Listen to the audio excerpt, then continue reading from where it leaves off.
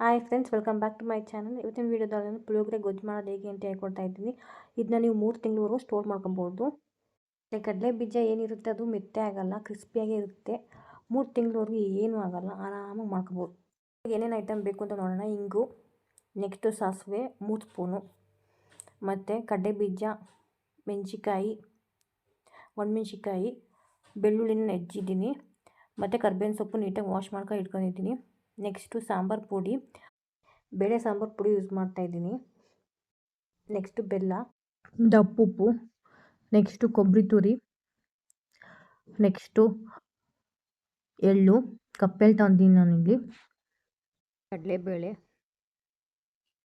Next ಹುಣಸೆ ಹುಳಿ ತಂದಿದ್ದೀನಿ. ಹುಣಸೆನ ನೀಟಾಗಿ ಚಿವುಕಿ ರಸ ಮಾತ್ರ ಎಕ್ಸ್ಟ್ರಾಕ್ಟ್ ಮಾಡಿದ್ದೀನಿ. ನಿಮಗೇನೋ ಪಲ್ಪ್ ಬೇಕಂದರೆ ನೀಟಾಗಿ ಮಿಕ್ಸಿಲಿ ರುಬ್ಕೊಳ್ಳಿ. ಪಲ್ಪ್ ಜೊತೆ ಆ್ಯಡ್ ಮಾಡ್ಕೋಬೇಕು ಅಂದರೆ ನಾನೇನು ಆ ಥರ ಮಾಡಿಲ್ಲ ಇವಾಗ. ನೆಕ್ಸ್ಟು ಕುದಿಯೋಕೆ ಇಡ್ತಾಯಿದ್ದೀನಿ ಹುಳಿನ. ಉಪ್ಪು ಆ್ಯಡ್ ಮಾಡ್ತಾಯಿದ್ದೀನಿ. ಕುದಿಯೋಕೆ ಇಡಬೇಕು. ಹುಣಸೆ ಹುಳಿನ ಕುದಿಯೋಕೆ ಇಟ್ಟಿದ್ದೀನಿ ನಾನು ಇವಾಗ.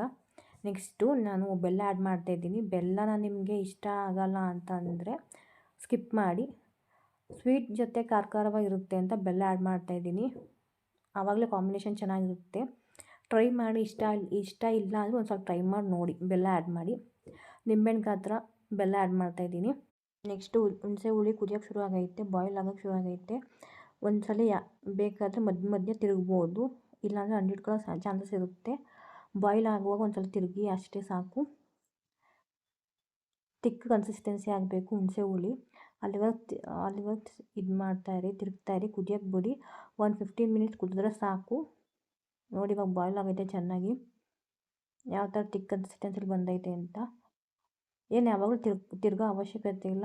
ಯಾವಾಗಲೂ ಒಂದು 5 ನಿಮಿಷ 10 ನಿಮಿಷ ಬಿಟ್ಟು ತಿರುಗಿದ್ರೆ ಸಾಕು.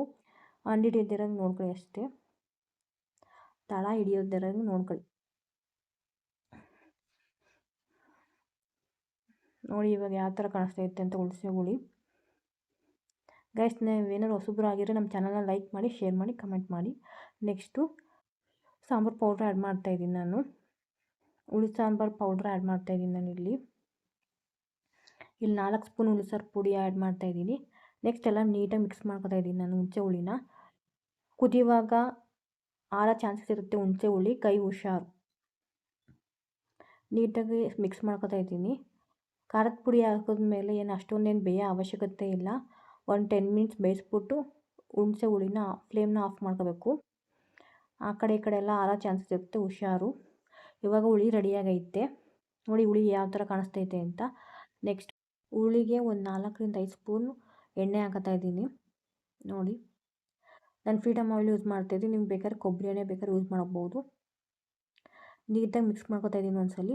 ಹುಳಿ ಯಾವ ಥರ ಕಾಣಿಸ್ತೈತೆ ನೋಡಿ. ಇವಾಗ ಹುಳಿ ರೆಡಿಯಾಗೈತೆ. ನೆಕ್ಸ್ಟ್ ಒಗ್ಗರಣೆಗೆ ರೆಡಿ ಮಾಡ್ಕೊಳ್ಳೋಣ. ನೋಡಿ ಈ ಥರ ಸಪ್ರೇಟಾಗಿ ಹುಳಿ ಮಾಡ್ಕೊಂಡ್ರೆ ಯಾವುದೇ ರೀತಿ ಕಾಳುಗಳು ಏನು ಹಾಕಿರ್ತೀವಿ ಅದು ಮೆತ್ತೆ ಆಗಲ್ಲ. ಮಿಕ್ಸ್ ಮಾಡ್ಕೊಂಡ್ರೆ ಸಪ್ರೇಟಾಗಿ ಎತ್ತಿಡ್ಕೊಬೋದು. ಫ್ರಿಜ್ಜಲ್ಲಿ ಆರಾಮಾಗಿ 3 ತಿಂಗಳವರೆಗೂ ಸ್ಟೋರ್ ಮಾಡ್ಕೊಬೋದು. ನೆಕ್ಸ್ಟು ಒಗ್ಗರಣೆ ತೋರಿಸ್ತಾಯಿದ್ದೀನಿ. ನೆಕ್ಸ್ಟು ಒಂದು ಪಾತ್ರೆಗೆ ಎಣ್ಣೆ ಕಾಯಕ್ಕೆ ಇಟ್ಟಿದ್ದೀನಿ. ಇಲ್ಲಿ ನಾನು 8 ಸ್ಪೂನ್ ಎಣ್ಣೆ ತಂದಿದ್ದೀನಿ. ನೀಟಾಗಿ ಕಾಯಕ್ಕೆ ಬಿಟ್ಟಿದ್ದೀನಿ. ಕಾಯ್ದ ಮೇಲೆ ಒಂದು 2ರಿಂದ 3 ಸ್ಪೂನ್ ಸಾಸಿವೆ ಹಾಕೊಂಡಿದ್ದೀನಿ ನಾನು. ಸಾಸಿವೆ ಚಟಪಟ ಅಂತ ಸಿಡಿದ ಮೇಲೆ ಒಂದು ಸ್ವಲ್ಪ ಹಿಂಗೆ ಹಾಕ್ತಾಯಿದ್ದೀನಿ. ನಾನಿಲ್ಲಿ ಯೂಸ್ ಮಾಡ್ತಾಯಿರೋದು MTR ಹಿಂಗೆ ಯೂಸ್ ಮಾಡ್ತಾಯಿರೋದು. ಒಬ್ಬೊಬ್ರಿಗೆ ಹಿಂಗೆ ಇಷ್ಟ ಆಗಲ್ಲ, ಅವ್ರು ಬೇಕಾದ್ರೆ ಹಿಂಗನ್ನ ಸ್ಕಿಪ್ ಮಾಡ್ಬೋದು. ಇಲ್ಲಿ ಫ್ಲೇವರ್ಗೆ ಮಾತ್ರ ಯೂಸ್ ಮಾಡ್ತಾಯಿರೋದು ನಾನು ಹಿಂಗನ್ನ. ಆರೋಗ್ಯಕ್ಕೂ ಒಳ್ಳೆಯದು ಅಂತ ಹಿಂಗೆ ಯೂಸ್ ಮಾಡ್ತಾಯಿದ್ದೀನಿ. ಒಬ್ರಿಗೆ ಇಷ್ಟ ಆಗಲ್ಲ, ಅದನ್ನ ಸ್ಕಿಪ್ ಮಾಡ್ಬೋದು. ನೀಟಾಗಿ ಮಿಕ್ಸ್ ಮಾಡ್ತಾಯಿದ್ದೀನಿ ನಾನು ಇವಾಗ. ನೋಡಿ ಹಿಂಗೆ ಹಾಕಿದ್ದೀನಿ, ಸಾಸಿವೆ ಹಾಕಿದ್ದೀನಿ. ನೆಕ್ಸ್ಟ್ ಏನು ಆ್ಯಡ್ ಮಾಡೋದು ಅಂತ ನೋಡೋಣ. ನೆಕ್ಸ್ಟ್ ನಾನು ಕಡಲೆ ಬೀಜ ಆ್ಯಡ್ ಮಾಡ್ತಾಯಿದ್ದೀನಿ. ಕಡಲೆ ಬೀಜ ಜಾಸ್ತಿ ಹಾಕಿದ್ರೆ ಹಾಕೋಬೋದು ನೀವು. ಒಂದು ಸ್ವಲ್ಪ ಕಮ್ಮಿ ಬೇಕು ಅಂತಂದರೆ ಕಮ್ಮಿ ಯೂಸ್ ಮಾಡ್ಬೋದು. ನಾನಿಲ್ಲಿ 8 ಸ್ಪೂನ್ ಯೂಸ್ ಮಾಡ್ತಾಯಿದ್ದೀನಿ ಕಡಲೆ ಬೀಜನ. ನಾನಿಲ್ಲಿ ಕಡಲೆ ಬೀಜ ಚೆನ್ನಾಗಿದ್ದರೆ ಪುಳಿಯೋಗರೆ ತಿನ್ನೋಕ್ಕೂ ಮಜಾ ಬರ್ತದೆ. ಕಾಳುಗಳು ಜಾಸ್ತಿ ಹಾಕಬೇಕು ಕಡಲೆ ಬೀಜನ. ನೋಡಿ ಕಡಲೆ ಬೀಜನೂ ಅಷ್ಟೇ ಗೋಲ್ಡನ್ ಬ್ರೌನ್ ಬರೋವರೆಗೂ ಹುರ್ಕೋಬೇಕು. ನೆಕ್ಸ್ಟ್ ಕಡಲೆಬೇಳೆ ಆ್ಯಡ್ ಮಾಡ್ತಾಯಿದ್ದೀನಿ. ಕಡಲೆಬೇಳೆನೂ ಅಷ್ಟೇ ನೀಟಾಗಿ ಗೋಲ್ಡನ್ ಬ್ರೌನ್ ಥರ ನೀಟಾಗಿ ಫ್ರೈ ಮಾಡ್ಕೋಬೇಕು. ನೋಡಿ ಫ್ರೈ ಮಾಡ್ತಾಯಿದ್ದೀನಿ ನಾನು. ಕಡಲೆಬೇಳೆ ನೀಟಾಗಿ ಫ್ರೈ ಆದಮೇಲೆ ನೆಕ್ಸ್ಟು ನಾನಿಲ್ಲಿ ಬೆಳ್ಳುಳ್ಳಿ ಆ್ಯಡ್ ಮಾಡ್ತಾಯಿದ್ದೀನಿ. ನೋಡಿ ಬೆಳ್ಳುಳ್ಳಿನ ನೆಜ್ಜಿದ್ದೀನಿ ಆವಾಗಲೇ. ಆರೋ ಚಾನ್ಸಸ್ ಇರುತ್ತೆ, ಇಲ್ಲಾಂದರೆ ನೆಜ್ಜಿಲ್ಲ ಅಂದರೆ ಆರೋ ಚಾನ್ಸಸ್ ಇರುತ್ತೆ. ಬೆಳ್ಳುಳ್ಳಿನ ಅಷ್ಟೇ ನೀಟಾಗಿ ಫ್ರೈ ಮಾಡ್ಕೋಬೇಕು. ನೆಕ್ಸ್ಟ್ ಒಣಮೆಣ್ಸಿನ್ಕಾಯಿ ಕರ್ಬೇವಿನ ಸೊಪ್ಪನ್ನ ಆ್ಯಡ್ ಮಾಡ್ತಾಯಿದ್ದೀನಿ ನಾನು ಇಲ್ಲಿ. ನೀಟಾಗಿ ಅದನ್ನು ಫ್ರೈ ಮಾಡ್ಕೋಬೇಕು. ನೀಟಾಗೆಲ್ಲ ಫ್ರೈ ಆದಮೇಲೆ ಲಾಸ್ಟ್ಗೆ ಎಳ್ಳು ಆ್ಯಡ್ ಮಾಡ್ತಾಯಿದ್ದೀನಿ ಇವಾಗ. ನಾನಿಲ್ಲಿ ಕಪ್ಪೆಳ್ಳು ಆ್ಯಡ್ ಮಾಡ್ತಾಯಿದ್ದೀನಿ, ನೀವು ಬೇಕಾದ್ರೆ ಬಿಳಿ ಎಳ್ಳು ಆ್ಯಡ್ ಮಾಡ್ಕೊಬೋದು. ಎಳ್ಳನ್ನ ನಾನು ಜಾಸ್ತಿ ಆ್ಯಡ್ ಮಾಡ್ತಾಯಿದ್ದೀನಿ, ಟೇಸ್ಟ್ ಚೆನ್ನಾಗಿರುತ್ತೆ ಅಂತ. ಹೆಲ್ತ್ಗೂ ಒಳ್ಳೆಯದು. ನೋಡಿ ಯಾವ ಥರ ಕಾಣಿಸ್ತೈತೆ ಅಂತ. ನೆಕ್ಸ್ಟು ಕೊಬ್ಬರಿ ತುರಿನ ಆ್ಯಡ್ ಮಾಡ್ತಾಯಿದ್ದೀನಿ ನಾನು. ನೋಡಿ ಎಲ್ಲ ನೀಟಾಗಿ ಮಿಕ್ಸ್ ಮಾಡ್ಕೋಬೇಕು. ಈಗ ಬೇಕಾದ್ರೆ ನೀವು ಫ್ಲೇಮ್ನ ಆಫ್ ಮಾಡ್ಕೋಬೋದು. ಅದೇ ಬಿಸಿಗೆ ಕೊಬ್ಬರಿ ಹಾಕಿದ್ದೀವಲ್ಲ ಅದೆಲ್ಲ ನೀಟಾಗಿ ಮಿಕ್ಸ್ ಆಯ್ತದೆ ಎಣ್ಣೆಯಲ್ಲಿ. ನೋಡಿ ಇವಾಗ ಪುಳಿಯೋಗರೆದು ಒಗ್ಗರಣೆಗೆ ಏನು ಬೇಕೋ ಅದೆಲ್ಲ ರೆಡಿಯಾಗೈತೆ. ಆವಾಗಲೇ ಹುಳಿ ಮಾಡ್ಕೊಂಡಿದ್ದು.